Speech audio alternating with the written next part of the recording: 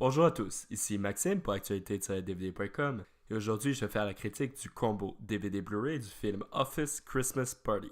Le film est réalisé par Will Speck et Josh Gordon et met en vedette Jason Bateman, Olivia Munn, T.J. Miller, Kate McKinnon, Gillian Bell, Rob Corddry, Courtney B. Vance, Vanessa Bayer, Jamie Chung et Jennifer Aniston. Il est distribué par les studios Paramount et est sorti en magasin le 4 avril 2017. Clay, un jeune homme fêtard, hérite du bureau de Chicago de la compagnie Xenotech, anciennement dirigée par son père qui vient de décéder.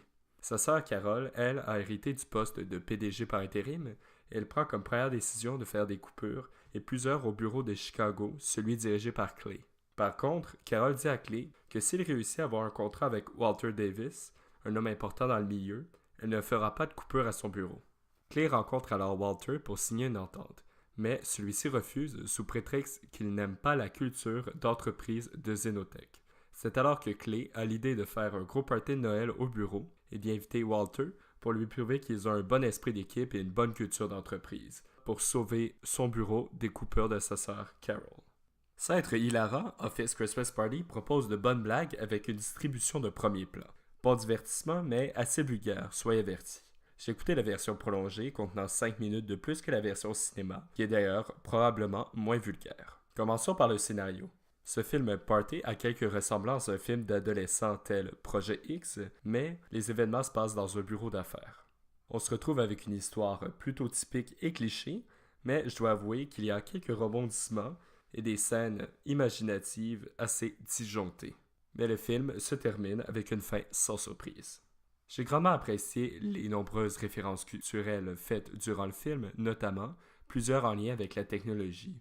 Je dois avouer, surprenamment, que quelques scènes, surtout durant le party, sont très bien réalisées, dont une qui est accompagnée d'un chant de Noël, interprété avec un style plus rock metal. Ce qui empêche principalement le spectateur de grandement apprécier le film et de s'attacher aux personnages n'est pas le jeu des acteurs, mais l'abondance de personnages. Plus de 20 personnages ont une histoire dans le film. Ceci peut être excellent dans certains contextes et certains films, mais malheureusement, pas dans le genre de comédie que nous avons ici.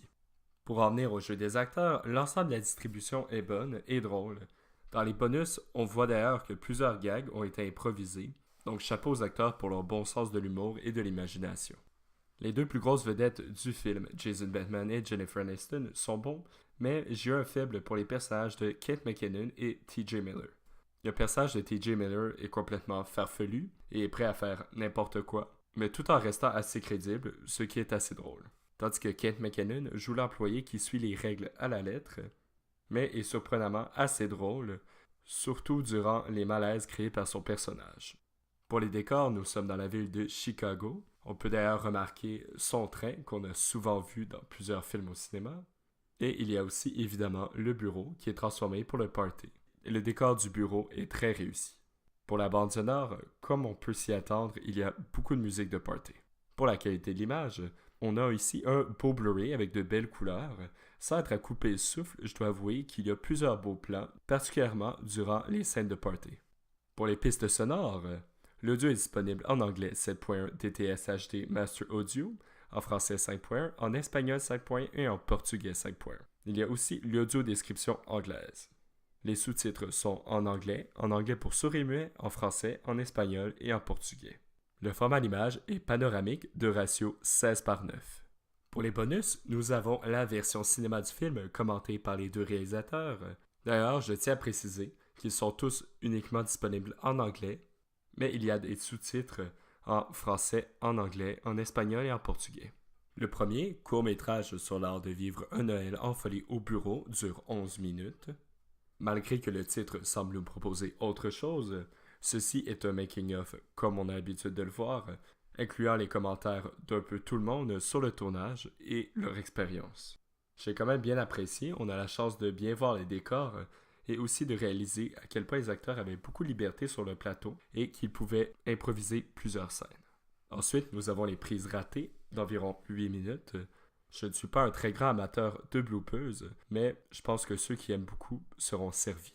Le dernier, les scènes supprimées plus la fin alternative, dure un total de 3 minutes. Pour ce qui est de la fin alternative, je dois dire que je l'ai bien aimée. Je trouve qu'elle contenait de bonnes blagues et je dois dire que je crois que j'aurais plutôt fini le film avec cette fin-là.